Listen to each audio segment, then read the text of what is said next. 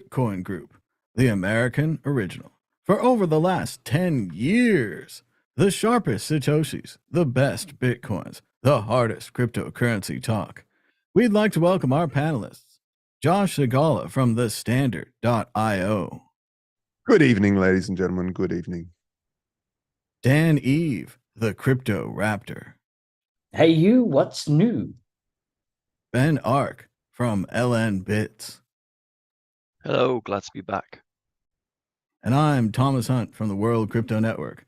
Moving on to issue one. Issue one, Bitcoin could hit $69,000 by mid 2024 as it enters acceleration phase. Analyst says Bitcoin prices have doubled this year amid a spot ETF push by prominent traditional finance firms. They've even got the graphic of the bull. Josh Shigala, what do you think about the potential Bitcoin bull market? Well, but for us that are fundamentally in Bitcoin because of the fundamentals, these numbers that these articles pull out of their buttholes, it just means nothing. You know, all it means is, yeah, I absolutely will reach 69K at some stage. And I love how they put the little word "could" in there. Yeah, it says it's just a no news article. It's like, hey, we got a slow week. Throw us out a number and we'll write an article how Bitcoin could reach that this time, and we'll put a picture of a bull. Everyone's bought their Bitcoin, right? In the office, everyone's bought it. Okay, release the article. That's kind of how I feel about that. But yeah, I mean, it definitely could. It definitely could. The other thing I don't like is putting all the eggs into one explanation. Like, well, there's an ETF, BlackRock. No. Again, I don't want BlackRock to be the reason why Bitcoin goes up. It doesn't really matter what I want or not. But fundamentally, Bitcoin will go up because the market sees value in all of its utility and its capability of holding value and its scarcity. So yeah, and mining's up, like all of it's pointing in the right direction. So I do think the article's right. I just don't like these sort of ridiculous pull numbers out of your ass sort of articles with pictures of bulls and bears.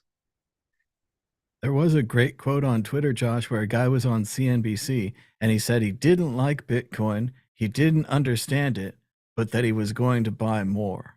And I think we're going to run into a lot more of that this season as things come around and these traditional guys say, well, it made 5% last week, it made 7% this week. Like, I don't know what's going on. I don't care what the happening is. I don't, I'm sure they know about ETFs and all that, but I think they'll buy because it's the new shiny object. Dan Eve, what do you think about the bull and the bear markets? Yeah, I think you're totally right. People are going to get swept in. The FOMO is gonna hit. So rather than people that slowly kind of get educated in a bear run, and it will get all the retail investors jumping in as well as these institutions now, especially with the rumors of another potential ETF, which I think we'll cover later. But what's I think the most interesting thing about this whole thing is that the CME topped Binance futures volumes, which is pretty big, right? Because Binance is the biggest exchange in the world in terms of the raw crypto. And so for an external non-crypto company to start beating its volumes, that's pretty big. That's pretty bullish, one might say. So we're gonna, that's the sort of thing that gets the headlines in, that actually gets the general investors, retail investors, institutions all on board, thinking, hey, we just jump on this train, like VCs who just jump on a freight train, as they did with FTX. Sequoia just straight in there, right? So we're going to see a lot more of that, and especially as the hype around the halvening picks up. And it's one of those things that those in the know, and would be able to explain the halvening. But you'll hear like random people are going, "Have you heard?" Like the taxi driver, that'll be the real event, right? Have you heard about the halvening coming up? So I'm looking forward to hearing about my Uber driver telling me about the halvening soon. I like it's like a religious holiday. They're not sure if it's going to happen. They're not sure what day it is. It's like some weird religion like Halloween, but it moves around, and we're all waiting for the great pumpkin. Remember that when the bull is coming, that means that the horn is going up, pointing upward. When the bear is coming, the bear is swiping downward. And these are the fancy descriptors that we use for our financial markets to keep it confusing. Ben Ark, what do you think about the bull and the bear of Bitcoin? I mean, I think that, if you look at historical halvenings and what the price has done in the past, this reminds me of that when we sort of cruised at 3K during those COVID years, and then we had the last halvening, and then we pumped up. And I think 200K is the target, really, not 69K. I think it's like it's a very conservative prediction. But yeah, like Josh said, as fundamental types, fun and mental Bitcoin, it is going to go up to, dizzy heights because it's just supply and demand. And it doesn't really matter what happens with an ETF. Like, the very fact that the amount of supply being put into the system gets restricted pushes the price up. And yeah, I think it's next year, honestly. I think it's 200K. Like, we'll get there in a blink. And now's the time to look around the room and then look at all these hardcore mofos who are like, have been here for this period where Bitcoin isn't cool. And yeah, we'll have like all this, like as we have with other pumps as well, we'll have all these new people coming in.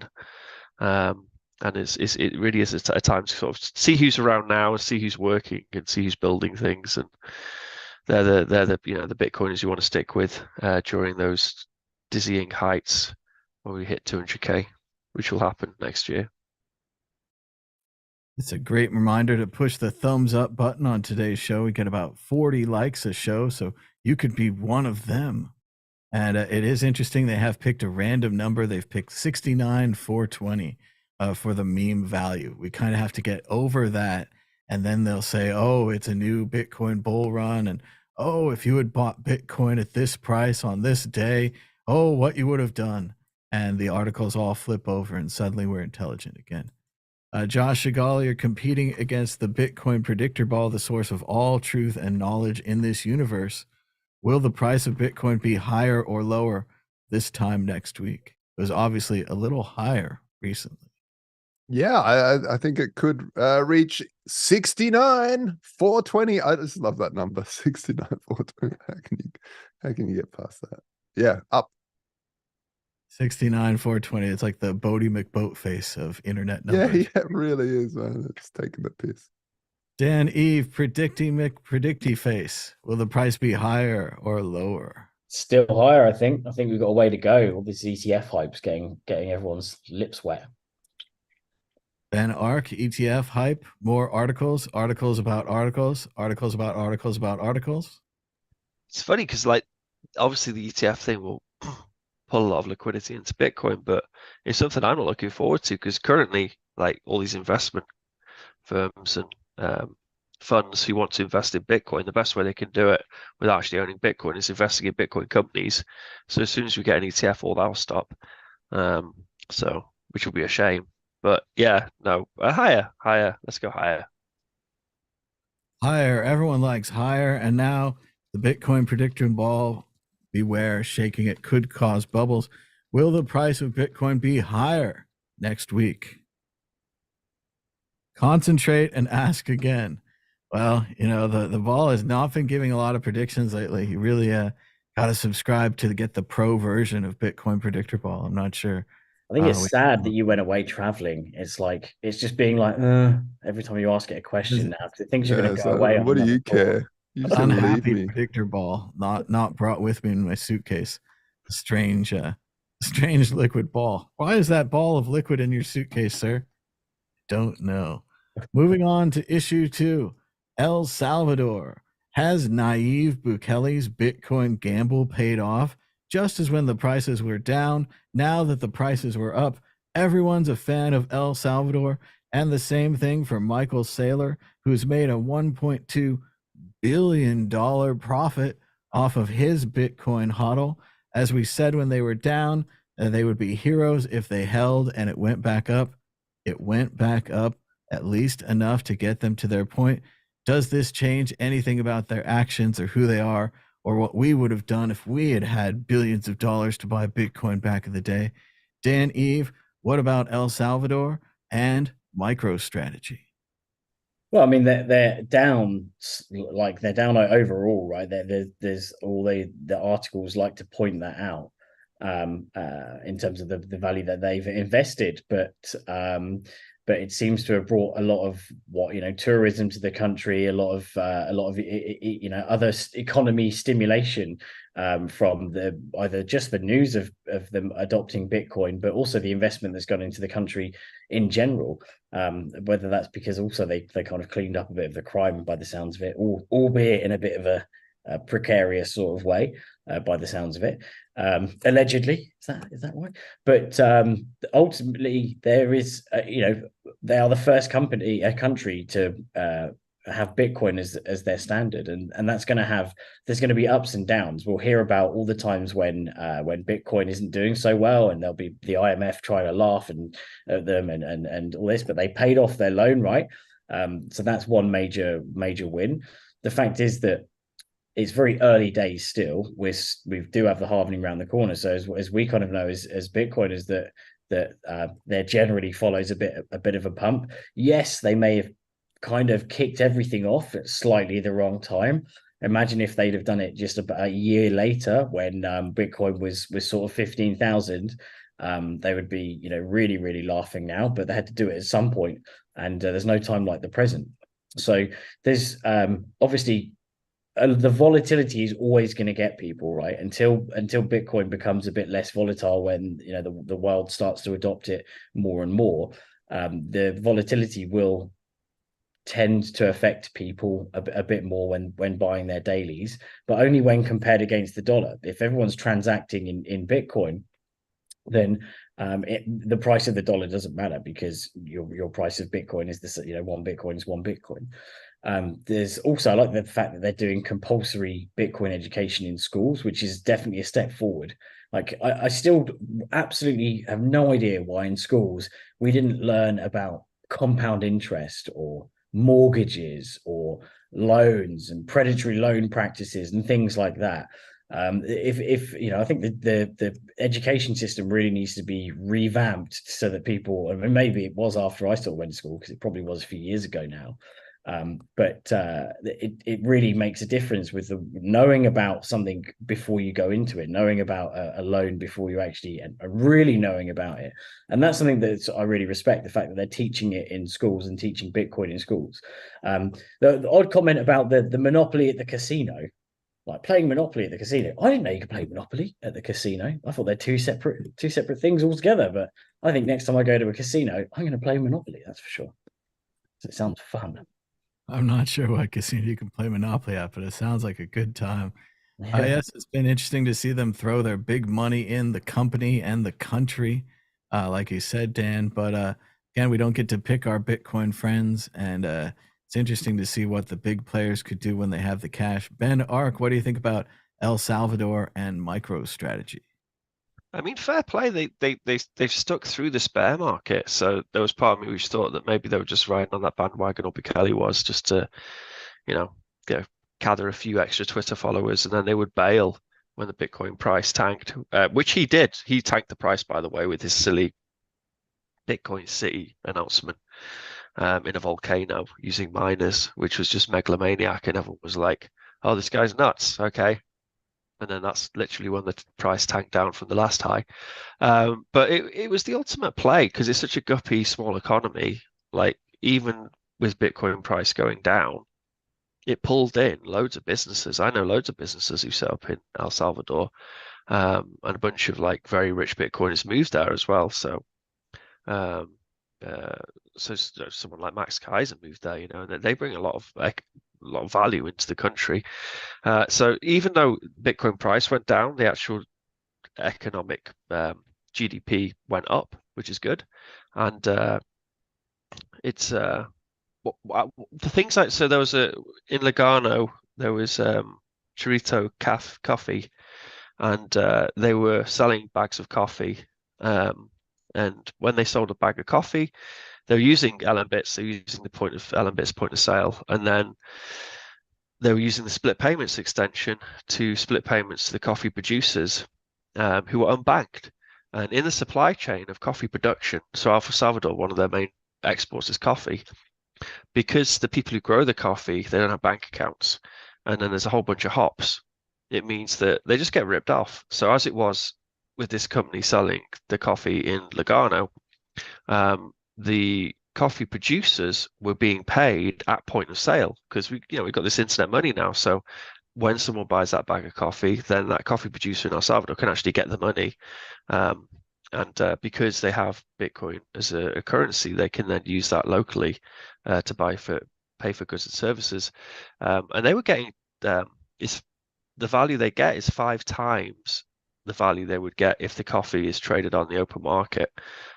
So I think that's really exciting. Like seeing it's like real world use case of Bitcoin being used for remittances and then for like splitting payments and money streaming, and it's very powerful. Like banking all these people who haven't got bank accounts, so they don't get ripped off in supply chains. So that's been cool, like to see real world use case and Bitcoin actually being used for some good. And also, props to them for not just bailing during the bear market. And I think that, they're going to do very well when Bitcoin hits 200K, having stuck with us. It's just about, increasing more adoption, which will happen, I suppose, as the price goes up. So no, I'm pretty positive about the whole El Salvador thing. He's our dictator and we love him. He's our dictator. Josh Shigala, what about Bukele and Michael Saylor? Once they were unsuccessful, now they're just about breaking even.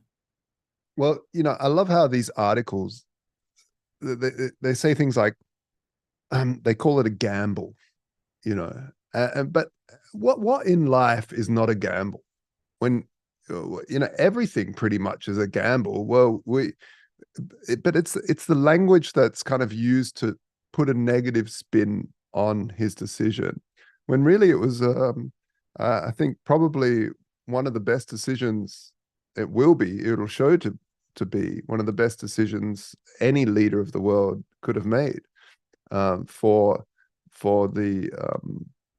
their people, because their people will actually understand the fundamentals of this technology rather than just hearing it and seeing a ticker go past in the bull market on CNN, rushing in and getting wrecked. These people, because they're being educated slowly and properly on the fundamentals, might be able to actually understand that, well, it's down at the moment. I'll cross average buy in some, or whatever. And as we build out technologies, as we build out things like what we're building at the Standard, and maybe stuff like that on Bitcoin as well, you'll be able to see solutions to some of the volatile issues. And there's other people working on volatility within the Bitcoin space as well, by having automatic shorts and hedging capabilities within the technology. So there's all sorts of stuff happening, and when the market takes off properly, these people will be held up on a pedestal, told that they were absolute geniuses. But this sort of language, like, ooh, it was the gamble paid off. It wasn't a gamble. It was a well thought out decision to get away from the World Bank, from these sorts of predatory monetary and countries that basically like China, that go in and flood your market with debt to then ask for massive amounts of remittances, or ask for ports and critical infrastructure. So I think it's a really good choice that he made. I always have. But I do feel, like Ben said, he's our dictator. I don't want to as well say that everybody should love and praise this guy. I mean, he's another leader. I think it was a good decision of his, but he's just another person in my mind.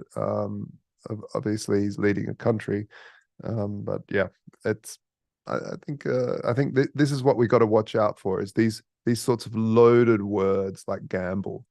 They're there to manipulate you.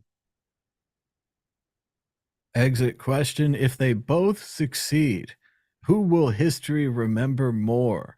The rich man or the rich dictator who built a city on top of a volcano? Dan Eve. Rich dictator all the way. Yeah, yeah. Especially with a ninja volcano mining setup, securing the Bitcoin network, turn the country around. I think he'll be remembered a bit more. Obviously, they'll still be both be remembered. But I think Josh made a really good point. Like the fact that you can call it a gamble, I think is just absurd. And I agree that everything is a gamble. Right? Bezos starting up Amazon was a gamble. Google as a startup was every single thing where someone put money in order to invest in their time and idea was a gamble. And it's you can't call it a gamble. It's just making logical decisions based on the opportunity, which I suppose is gambling, but that's just another way of saying it's you know what I mean. I think the obvious question here is great dictator or greatest dictator? Ben, who will history remember more, the rich man or the rich dictator? I mean, thankfully they scrapped the volcano Bitcoin City idea, but it wasn't just Bitcoin as well. He opened up to the surfers as well with the Surf City. So you just saw an opportunity, and it wasn't a gamble. He would win either way. He would pull in companies, or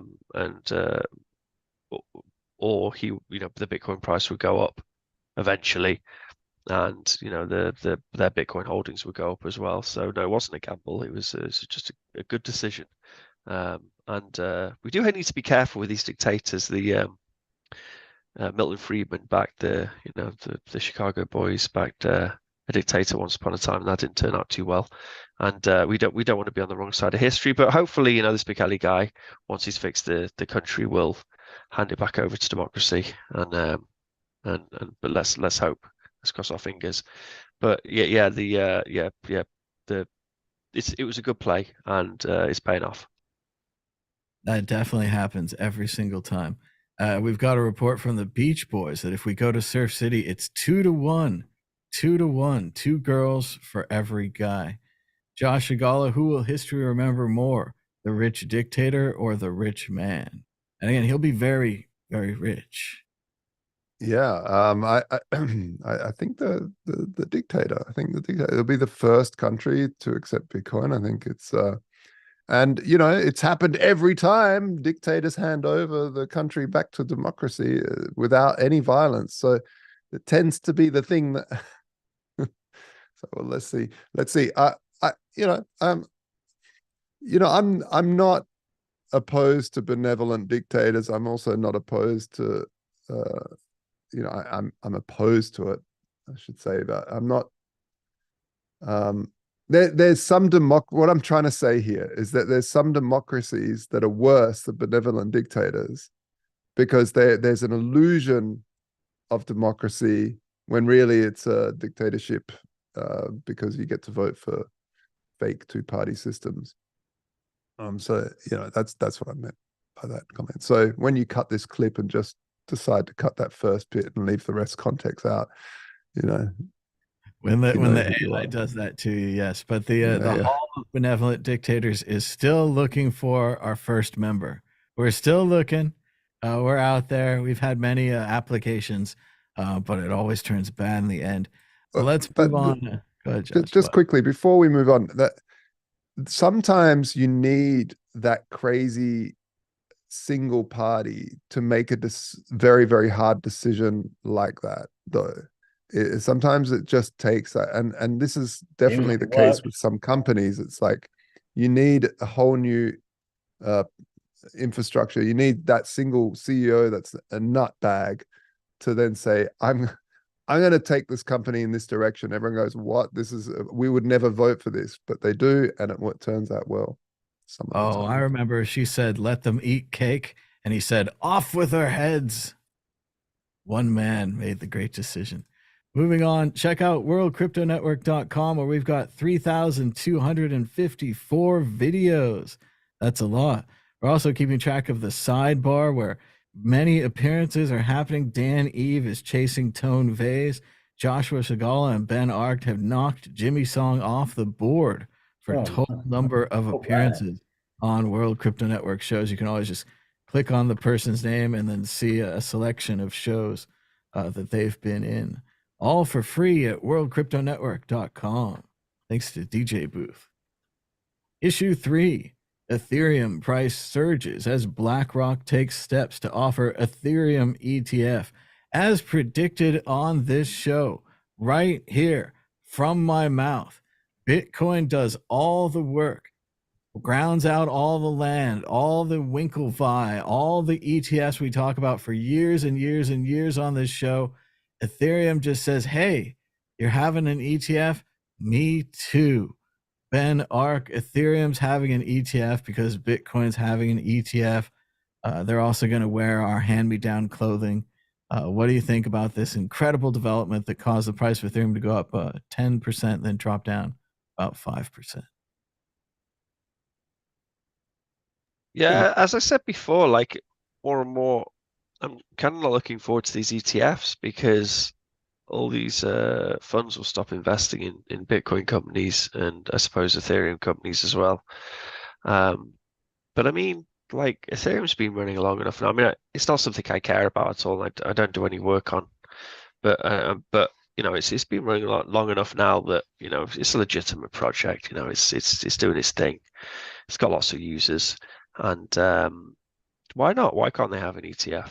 Just like Bitcoin, they can aspire to that as well. But yeah, no, it's something we should. I've started to not look forward to. Like, yeah, it will push the price up, but the amount of investment into Bitcoin companies will slow down because of it. So, and that'll happen, I'm sure, with the Ethereum stuff too. So, or maybe not. Maybe the renewed price push will then push more liquidity just into VC funds as well. So. Yeah, it is what it is. There you go, Ben. I was going to quote the old man at the end of Network for you, and then the profits from the ETFs will go back into the Bitcoin companies, connecting together standards and practices the way it should be. Josh Shigala, Ethereum's getting an ETF too, just like Bitcoin, just like Bitcoin. Yeah, well, we said it like you said. It's only a matter of time till Dogecoin gets its own ETF. Now, the thing is that it does. I don't know, Ben, if you're right that it'll stop investment. I think that once the ETF is there might be a section of time, a little slice of time where that will happen, but eventually Bitcoin will reach its a lot higher mark, and the gains are not as high as if you invested in a smaller cap company that could be profitable. And so yeah, it could happen for a little bit, but yeah, the Ethereum ETF. What's interesting about Ethereum is that they've recently chose to move to proof of stake, and it's still an untested technology. I would say it's a lot riskier to have an ETF on Ethereum purely because of the proof of stake stuff hasn't had 10 years yet.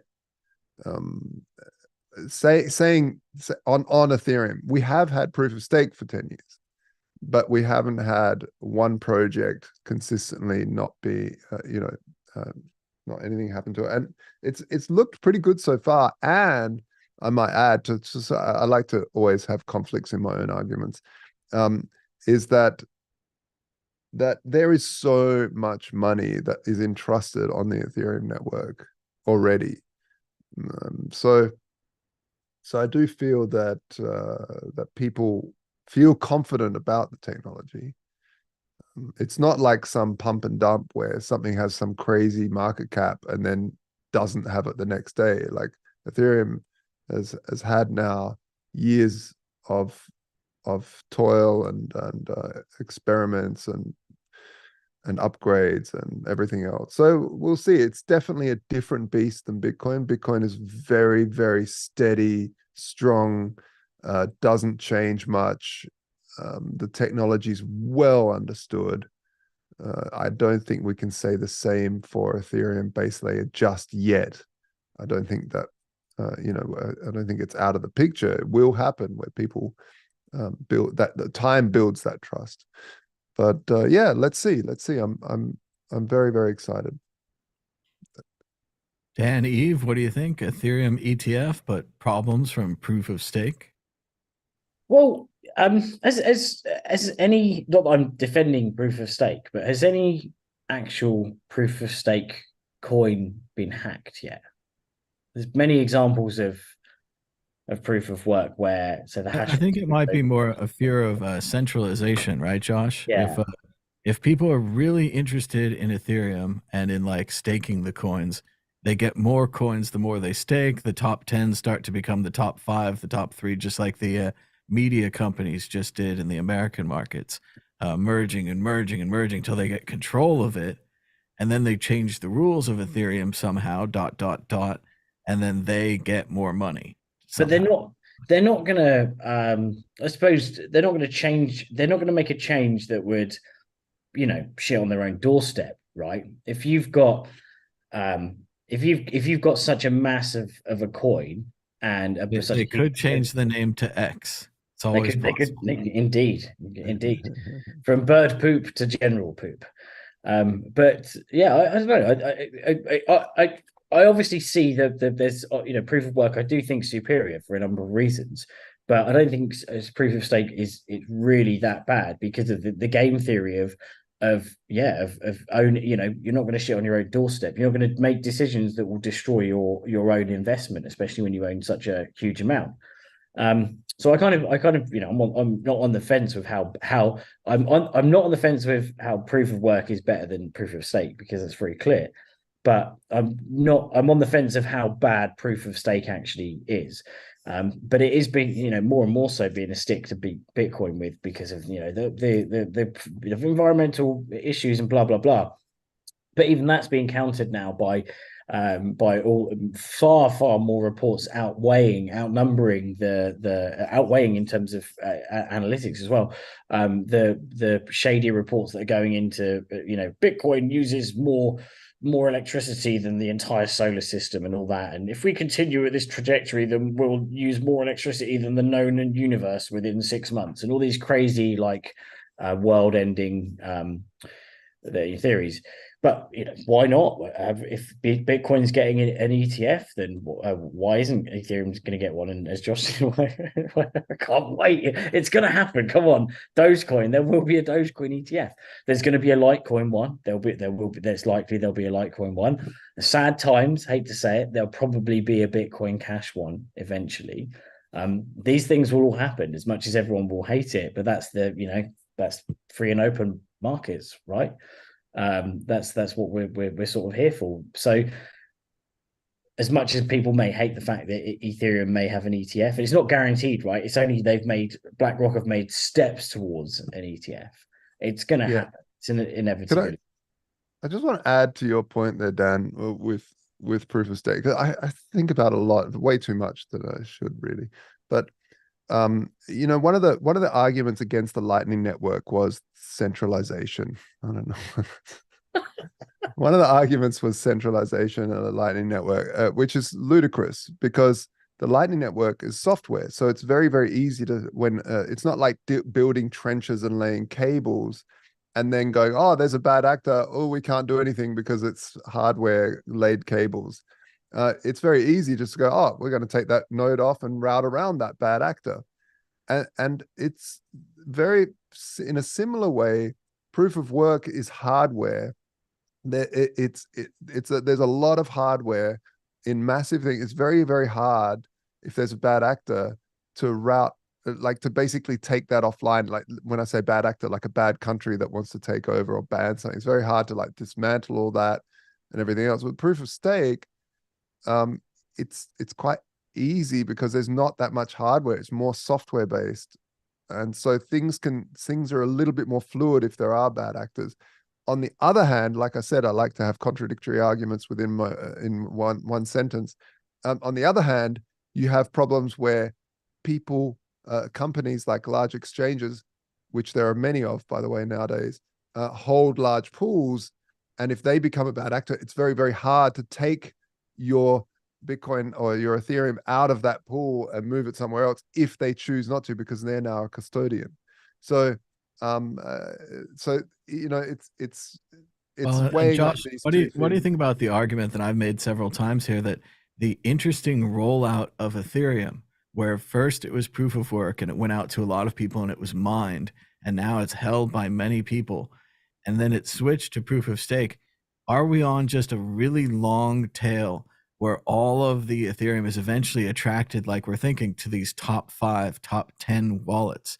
Is it just going to take longer and still have the same effect? Is that still the real problem with proof of stake, that if these wallets conglomerated, if they got large voting power, they could change the software, right? Well, you could say the same for proof of work, because will the big miners, will the big pools all attract all the Bitcoin, and then 2 pools will become more because it's more profitable, or it's more manageable and more predictable to have your money in a large pool. So the same argument goes for proof of work a little bit, but I don't know. I'm just not sure. And this is what's so beautiful about this space. It's all experimental. And these people that come out and say, this is the truth, they're lying to you. You should be a bit hedged. You should be careful of people that say, this is the only oracle, this is the only truth. This is why. So when we split between big blocks and small blocks, this is why Satoshi's answer to the fork is so beautiful, or having a fork is so beautiful, because you get a coin on each chain. If you had a coin before on one, you get on both, because we don't know. Maybe one is better than the other, maybe not. Maybe big blocks are good. I don't think they are, personally. I think small blocks are the way to go, and building L2s is the way to go. But this is the thing. Don't trust people that have such strong opinions that they cut out everything else. And maybe they make good arguments, but I would always keep an open mind, is what I'm saying. It's a funny one, because it's like what's decentralized enough. Like we would say that proof of work is probably more decentralized than proof of stake, but the reality is, like, we don't know how decentralized things need to be until we have big attack scenarios. So like you say with the big blocks, if we were proof of stake, then Roger Ver would have won that argument and the users wouldn't, because the majority of people who would have had the coins would have been the ones who made the decision ultimately. And then at that point, we wouldn't have been decentralized enough to defend against it. So it's like proof of work, I struggle with it, because obviously, yeah, it does consumes a lot of energy. And proof of stake doesn't, but I think we need it as decentralized as possible, and I really think the proof of work is probably the answer there. But maybe for Ethereum and the way that rolls, proof of stake's fine, and cool. It's a lot simpler as well, proof of work. So there's less attack surface, and that's, I think, super important for something like as fundamental as Bitcoin. It needs to stay. Yeah, we haven't been attacked yet. Like, we fly under the radar. People generally like these things, so they don't attack them enough. But when the big attacks come in, then that's what we'll see, which is what we, how decentralized we need to be. Because one of the issues with proof of stake is that the attack vector can be very discrete, because you could have 100 wallets that have most of the supply, but they're just not, they're different addresses, right? They're still staking. So no one would know that with a mining pool, that that slush pool's got X%, for example, of the mining power. And obviously the nodes come into it as well. But with staking, you could easily have, a huge, much more of a significant supply of the coin, but people wouldn't make the link to know that you actually have 70% of the coin supply that's in your voting power, rather than only 20%. And the same, going back on the same argument with Bitcoin, right? With proof of work, it's not just about miners. Nodes also stop attacks. But couldn't you just carbon copy? That was from the Nodal rap. But can you also just carbon copy in a bunch of VPSs that set your own nodes up that also flood the market with nodes that vote in your favor? Is that an attack vector? That's got to be one, right? If nodes also have, I think you'd have to pay for the node, so it would be more yeah, of cost. course. But if you're paying, it's the same as you pay for mining power to attack, right? So it's still a possibility. You could pay, you could be, I don't know, a rogue Amazon. You could literally like take over with a freaking sword and an axe and like take over an Amazon warehouse of servers and be like, oh, and point them all, like make 1 trillion VPSs that all like carbon copy. They're all, and then suddenly you become the node master, because that's technically possible, right? Although you may not have an axe or a sword. Maybe that would be easier on proof of stake. But yes, I was just reading in the Hitchhiker's Guide about a television show that was so successful, more people watched it than existed at that time. I wonder if the ETFs will be the same way. Ben Ark, who's getting an ETF even if they don't deserve it? Name your favorite altcoin other than Bitcoin and Ethereum that just might get their own ETF. Ooh, Monero. Monero, Josh Shigala, you going to go the same way? Privacy coins? Of course, it kind of destroys the whole purpose of a privacy coin if you have some large organization holding all of your coin and then they can't be used for privacy and they just sit there. But I don't know. I mean, I think it could, in the end, it could be any coin, really. I mean, ETFs are basically companies that buy certain assets and you invest in that company. So it could be anything. I like it. Any coin, as she said to me in Malta, it's called fast coin because it's fast. One coin. Dan Eve, who's getting an ETF? And you did already say Dogecoin, but you could say Dogecoin again. I did. No, I'm going to be completely messed up here. And I think that enough time is going to pass that one day there will actually be an FTT ETF. I think it's going to get bought out. Something's going to happen with it. It will get bought out and some crap will happen. And then years down the line, everyone will forget and there'll be an FTT ETF. And Sam will be sat there in his jail cell, spanking off to his courtroom picture of Caroline. Sorry, I just keep thinking of that funny little meme. I think it was People. Do you see it? It's like first person view. People's been pretty hardcore lately about Sam in prison. I think you sent it to us, Dan. It was horrid. Yeah. It's one of those ones I saw in a very public place, and I was like scrolling through my phone, and I looked at it, I thought, what's this? And then I realized where I was. I went, oh shit. I think that's what Elon Musk said on Joe Rogan. He's like, it's not that safe to follow people anymore. He's starting to put crazy stuff up. But again, I love it. I think People's been fantastic. But yeah, it was an incredible satire. All right, I think we're going to move on to issue 4. Issue 4.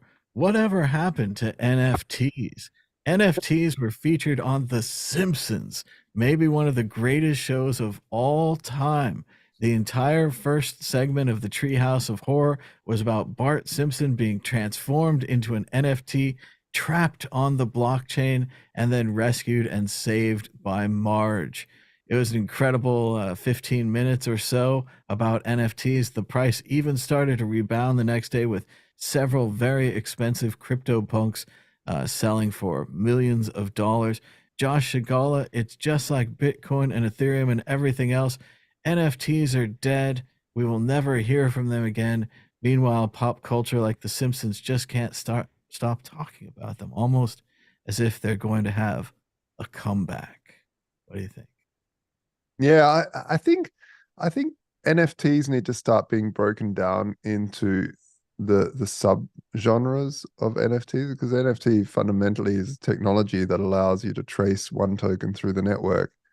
And we used to laugh at artists saying we should put art on the blockchain. Yeah. But now they do, and they have, and it brought in a massive wave of people. Some would say created the 2021 boom, but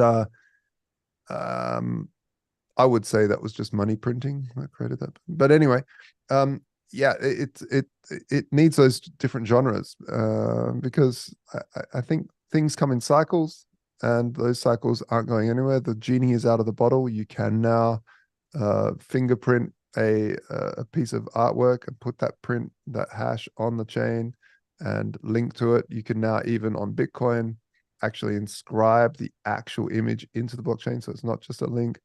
You can do a whole lot of things. So I'm just looking forward to some of the other stuff that actually comes out. Like, I really, really want to see the thing that about 50 million startups have tried to do, and that's put ticketing services on chain. So I can like buy a ticket to a concert, and then if I can't make it, I can sell it legitimately, and the actual artist gets a cut of the secondary markets.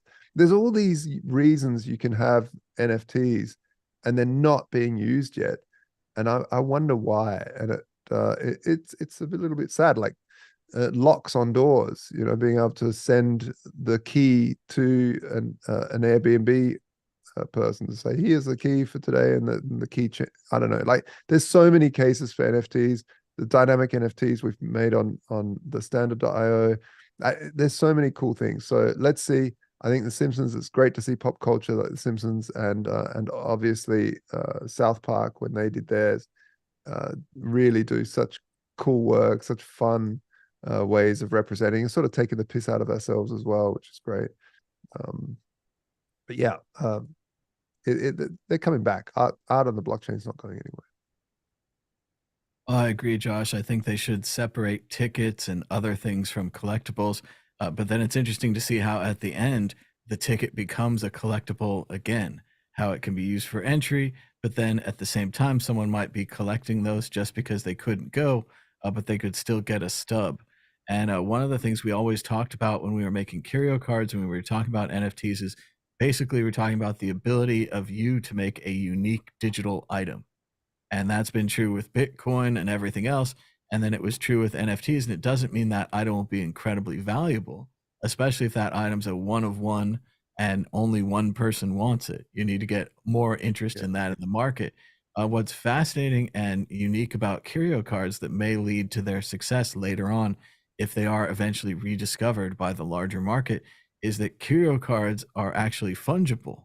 You could trade a number one, an apple, for any other number one that's an apple. There's no way of knowing that this was the first apple out of the vending machine or the last, because they're not serialized in that way, whereas many other NFTs are serialized. So even if it is a series of prints, people might want the number one print more than the other prints.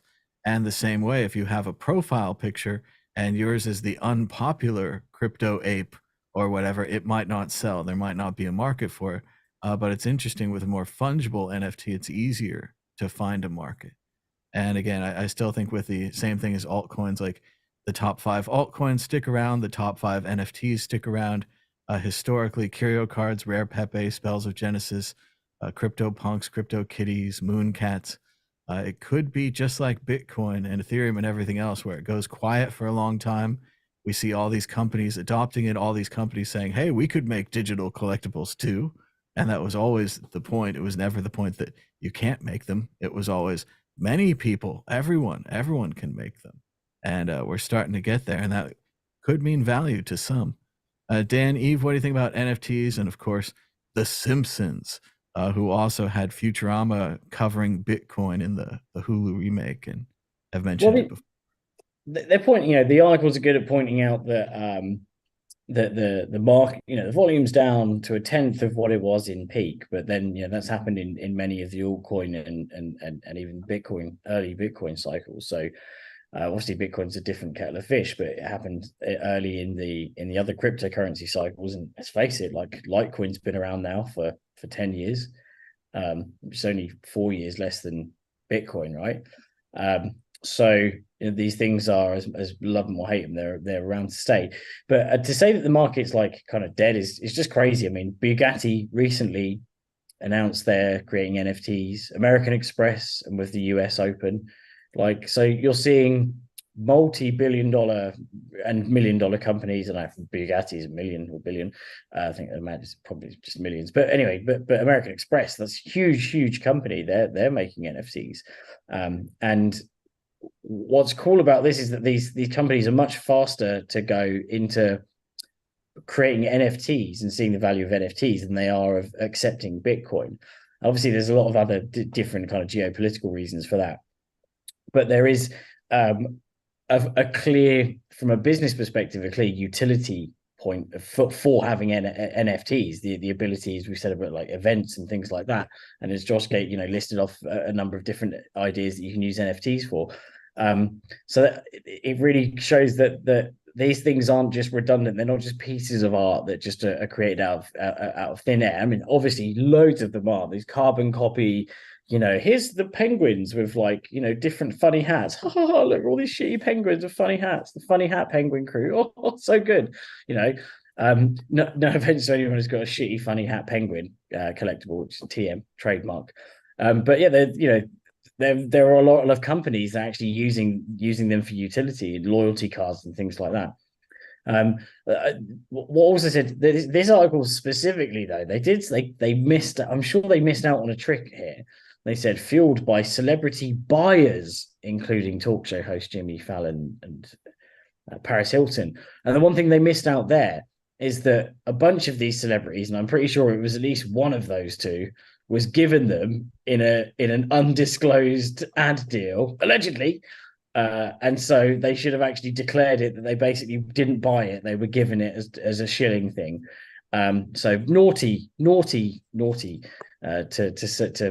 kind of carry the shill like that. But yeah, they're not dead at all. It's just a low in the market. It's going to come back again. Love them or hate them, that they are here to stay, just like altcoins are, unfortunately, for some. Come on, they're not that bad. They're not Bitcoin, so who cares? Bitcoin's Bitcoin. But just stop. Whenever you're writing an article, stop referring to it as Bitcoin, the largest cryptocurrency by market cap. Just go Bitcoin. Like, just say Bitcoin. Ta-da. Oh, but I think that it does that automatically. It's like a macro on their machines. Autocorrect. Autocorrect. But yeah, Dan, that's one of the things we always used to talk about with NFTs is how great they would be for advertising. You can print them up for almost nothing. You can give them out for your fans for free, or even get them to give you an email address or other valuable information in order to get them. And then they even go beyond that, because after that, they sit in your customers' wallets. You could do a survey. What NFTs do our customers also buy? You could drop additional NFTs on them in the future. You could even give a multiplier if you have 10 of our NFTs. Like, the ideas just go on and on and on. And it's all advertising, and it's all really cheap. And you get a lot of biographical information and data. It almost is like a tracking bug that you're sending to someone's wallet that then reports back, in the same way that we installed all these Alexa devices in our houses. We installed all these tracking bugs in our wallet. The minute you accept the Chester Cheetah NFT, Cheetos knows everything about you. Let's go to Ben Arker. He disappeared. He just had to talk about NFTs and he disappeared. Josh Shigala, what do you think about NFTs? He evaporated. And advertising. What was the question? NFTs for tracking and advertising. What do you think about the possibility? Oh, right. Yeah. No, absolutely. This is actually a fundamental problem with the Ethereum MetaMask wallets not using UTXO bases. I don't know. Like, let's see if someone can fix it. Because it's actually very dangerous. I've said it before. If you walk into a shop and you buy your carton of milk with your US, some sort of stable coin, and the shop owner in the dodgy country can see that you've got, $20,000 NFT there, he'll just go and rob you for it. Like, just, it's it is very interesting, Josh. At one point, you want them to be visible because you want to brag about your art gallery or your binder of baseball cards. But at the other point, like everything else in our lives, it needs to be version controlled. You need to have that access where you're like, okay, you're a friend, you can see these. You're a stranger, you can't see these. You're a stranger that I want to sell these to, you can see them. There's a variety of different rules that need to be put on this if we're going to have a more complex, secure NFT environment. Yeah, I mean, Facebook went through it, right? Originally, Facebook just showed everything to everyone all the time, and then more people realized the consequences of that, and then would pressure Facebook to put these sorts of version controls in, and now it's too late. People just don't like Facebook at all anymore. But social networks in general have learned over the years that users actually want control of their data. Well, it's strange to see, even with a simple device like the Amazon clock that shows you photos, sometimes it shows you the wrong photos. Sometimes there's someone who has a lot of photos in your book, but you broke up with them or they passed away, or you don't want to see those photos. And there's these really complex human rules that they have to Yeah. learn. You can't just randomly show photos all the time. You might offend someone. Yeah. Let's go to Dan Eve. What do you think about NFTs? Or actually, Ben Ark, we were disconnected before. Your opinion on NFTs have been withheld from the internet. Go ahead. Yeah, I had to switch to phone because my laptop died. No, I think the .com is like the ultimate example of lots of people being excited. The .com bubble, lots of people being excited by a new technology, and then all these stupid projects flying around and all this liquidity flying around, and these crazy valuations for things which are utterly useless. And I think time and time again, we see that happening in the digital world, and we've seen it with NFTs. It's just crap art. Like, yes, there is definitely a use case here, of course, but it probably needs to like be good art at some point, and not just for the sake of the very fact that something is non-fungible and you can exchange on the internet.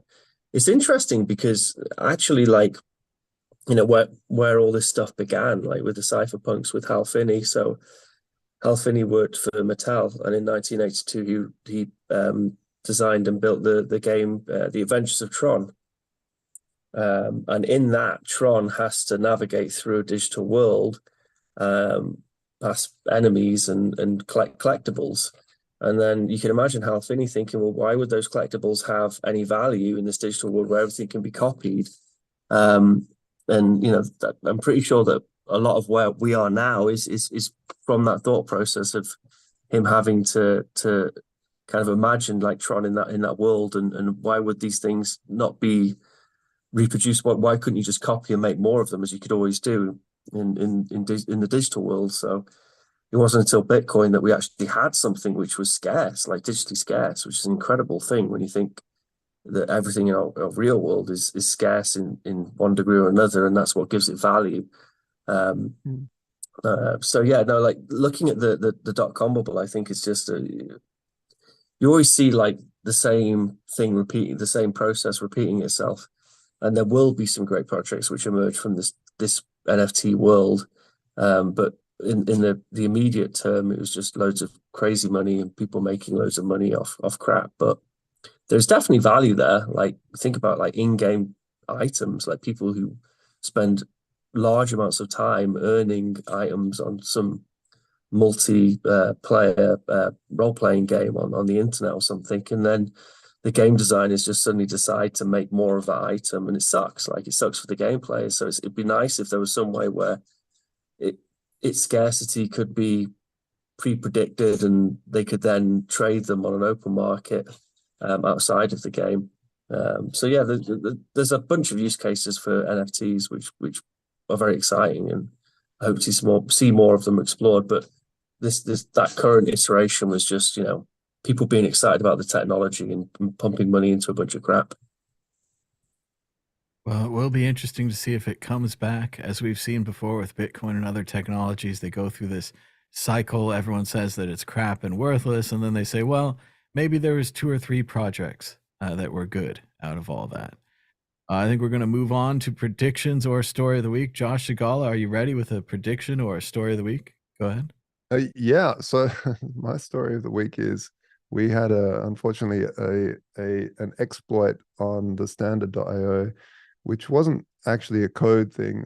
Our code's solid here, but somebody put 10 Bitcoin into the standard, borrowed a bunch of EURUS, and then we have this new function where you can trade and you could trade over to Pax Gold. And on Arbitrum, there's no liquidity on Pax Gold. So what they did is they basically created a liquidity pool with Pax Gold, or maybe there was one, it was really small.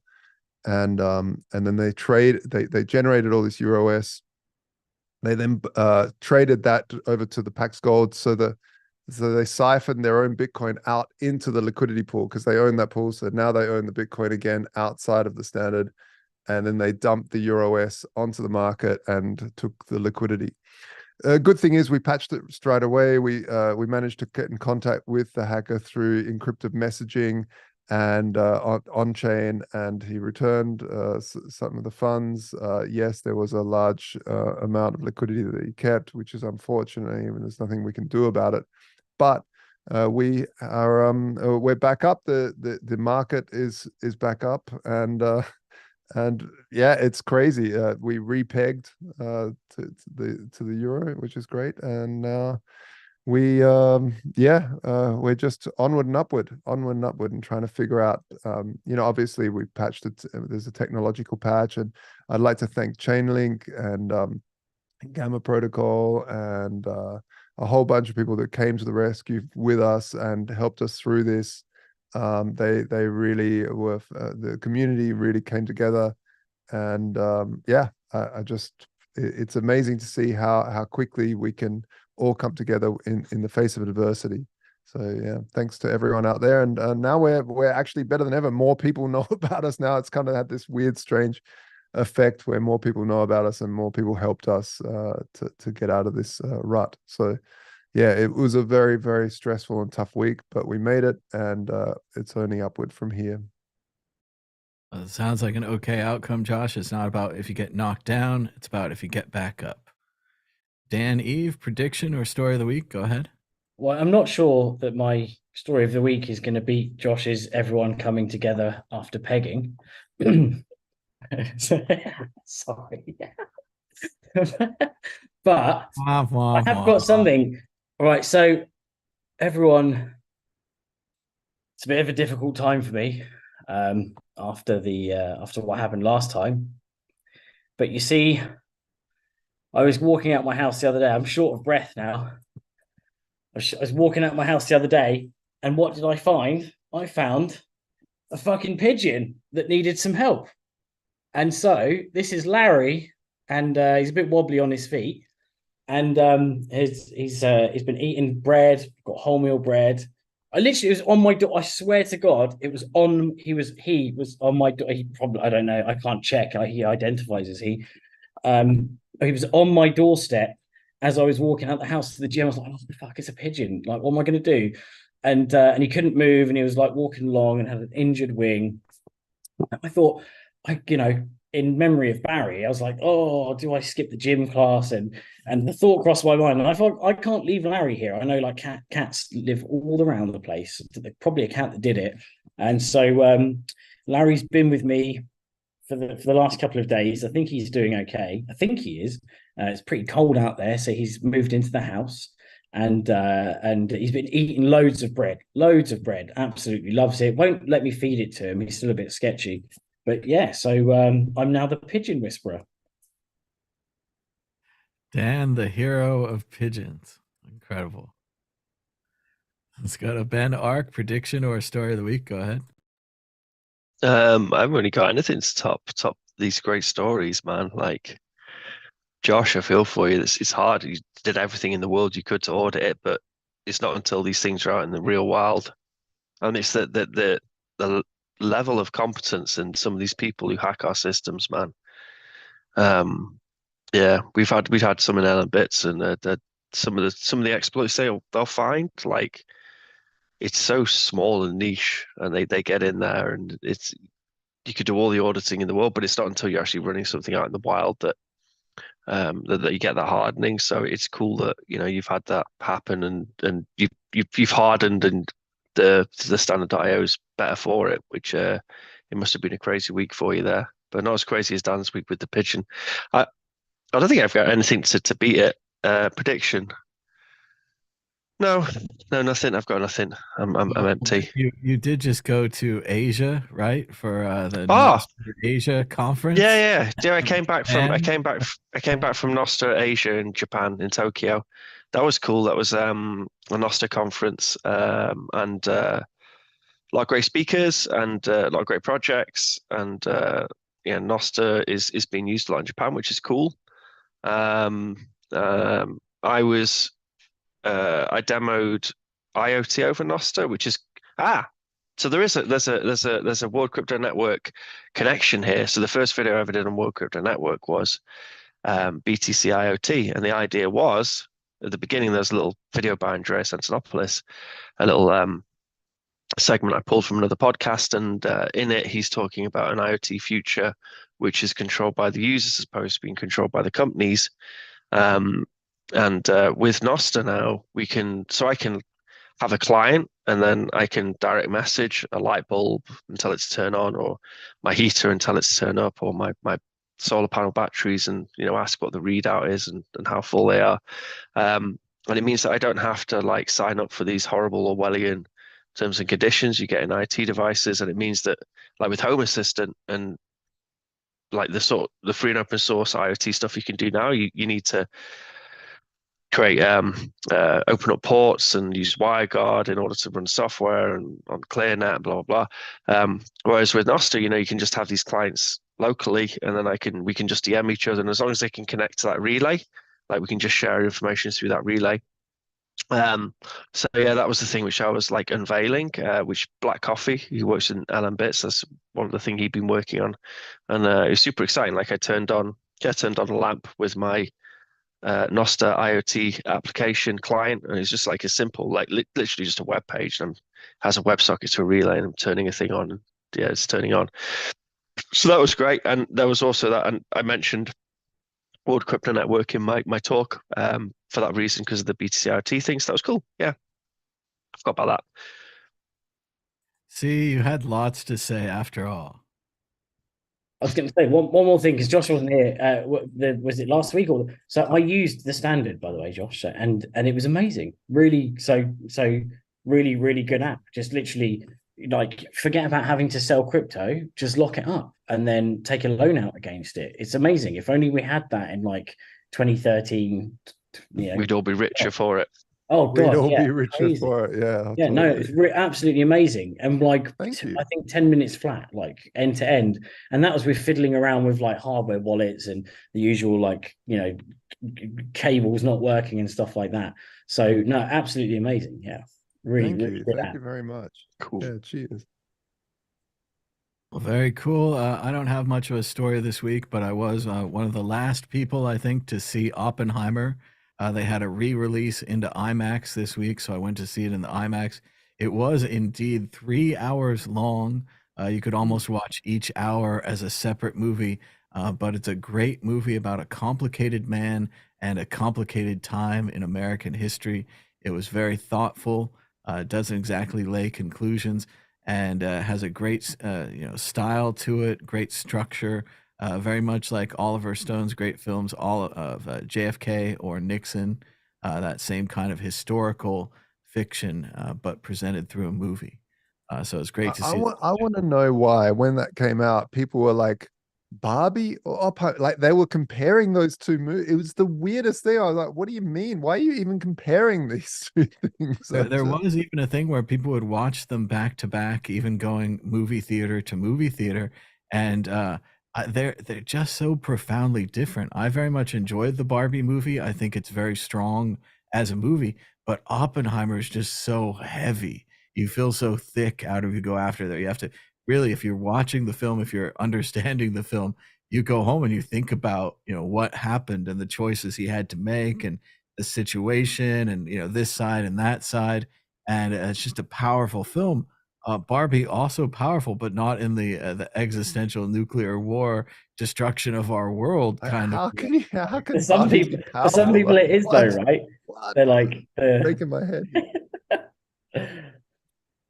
Well, but in the Barbie and Ken broke up. I mean, I don't know. A lot of things happen. They get back together. I don't know, do spoilers for the Barbie movie about the end, but No, it's a great, it's two good movies, and they just came out at the same time. Also, I want to kind of celebrate them for not being, although Barbie was, it's a product, but Oppenheimer, not a comic book movie. Iron Man was in there, but he didn't have any powers. Huey from The Boys was in there. There's a lot of great actors in there, all practicing their craft without comic books as a source material. So that was nice too. Oh, thank So God. I did stand read that comic book movies. I did read that the sale of Barbies went up tenfold after the movie. What about the sale of atomic bombs? No one reported on that. It's got to go up. I mean, it was talked about in detail. Everyone knows now. The secret is out. But I think we're going to reach the end of the show here. So thanks to everybody for joining us. Give us a thumbs up. Write a comment down below. Say hello in the chat. It's been really quiet over there. I don't know if it's working or not. Josh made fireworks appear somehow. I don't know how you did that, Josh, but he's got the gestures turned on in Zoom or something. But until next time, bye.